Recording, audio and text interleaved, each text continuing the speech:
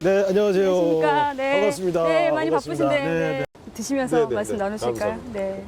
국회도 정말 싱그러운 6월인데 특히 또 이제 친구이셨던 이한열 열사 정말 많이 그리우실 것 같은데. 네, 저는 6월이 좀 힘들어요. 네. 87년 이한열 열사의 생물학적 죽음 이후에 우상호의 인생은 덤으로 사는 거다.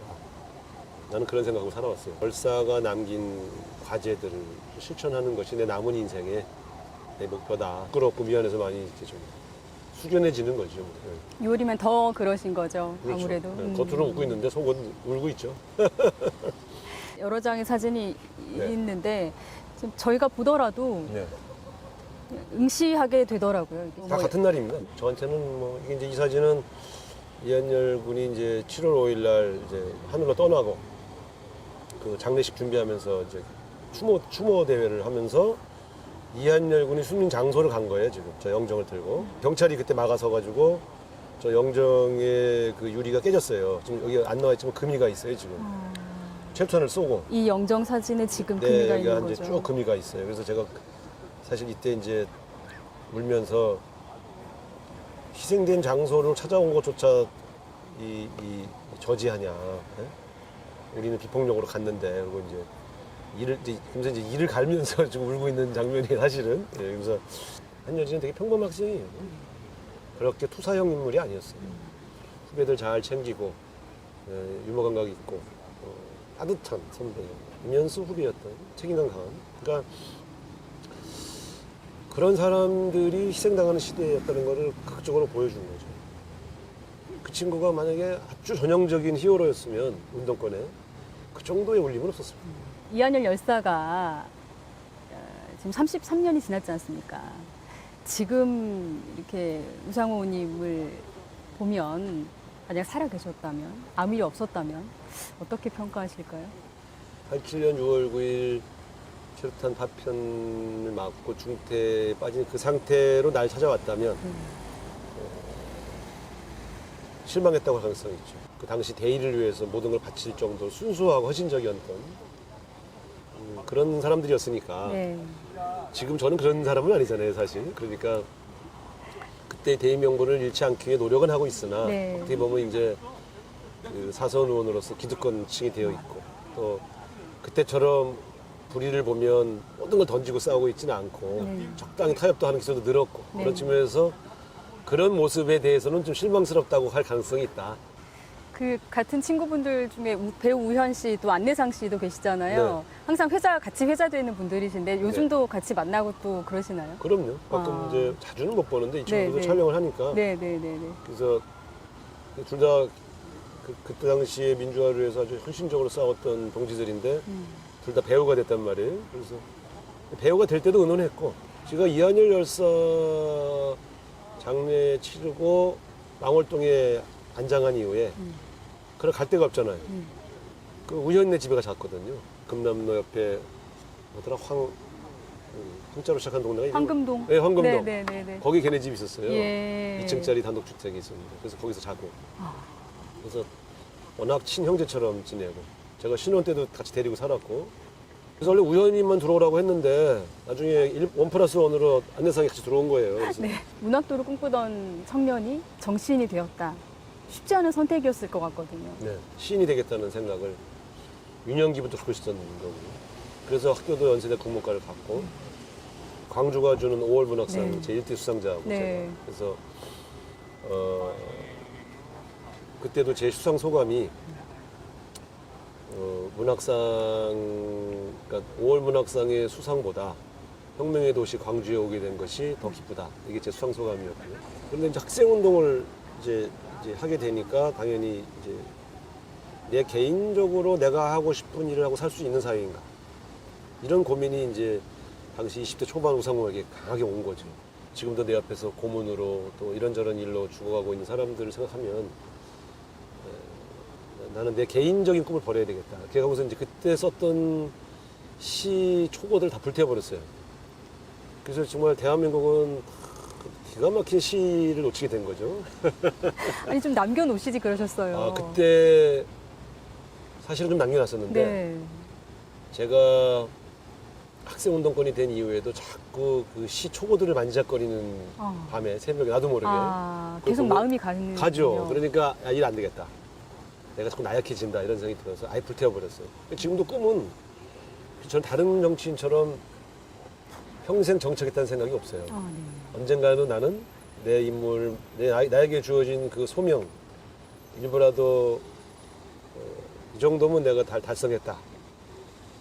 그 생각하는 때 가볍게 떠나서 시집 한 권 내고 죽는 게 제 소원입니다. 이게 저는 가지 않은 길에 대한 열매가 남아 있어서 정치에서 내 승부를 보겠다는 생각이 별로 없고 죽기 전에 내가 진짜 하고 싶었던 일에 작은 도전을 하고 싶다 이런 생각을 아직도 안 버리고 있기 때문에 저는 다른 정치하고 좀 다르죠.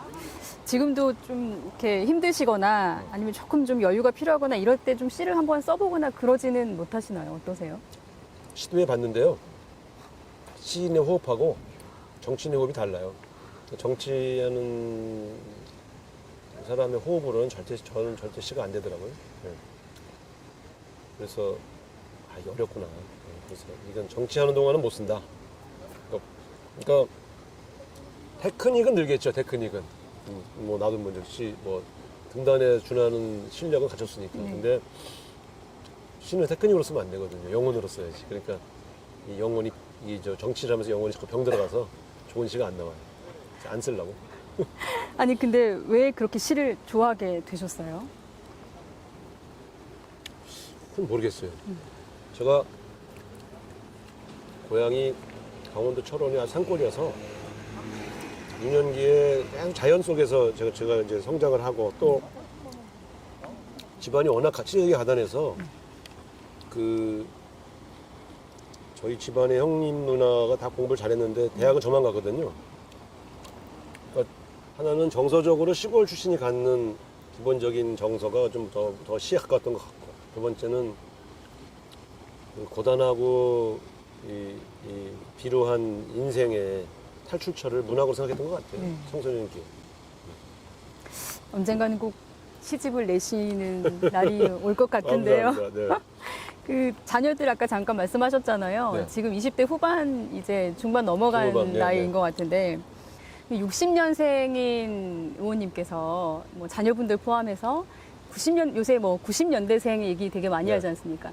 90년대생에게 하고 싶은 얘기가 좀 특별히 있으시다면 글쎄 뭐 해봤자 꼰대라는 소리 들을 텐데 괜찮습니다. 저는 이제 이런 것 같아요. 그러니까 아빠의 시대는 뭐 우리 시대보다 더 좋았어요. 이렇게 얘기할 때가 있어요. 근데 객관적으로는 그 시절이 뭐 취직하고 먹고 살기 더 좋았던 시절인지 모르지만 저도 목숨을 던져서 싸우고 감옥 가고 그랬던 사람들의 기억에서 20대는 다시 추억하고 싶지 않은 시절이거든요. 그래도 20대에는 현실에 너무 주눅들지 말고 조금 더 이상적인 어떤 상상력과 구상을 가지고 설사 실패하더라도 30대 만에 하면 되니까 한 번은 조금 더 이상적인 어떤 행동이랄까 그런 어떤 그 사상이랄까 이런 것에 한번 심취해보는 것이 좋지 않을까.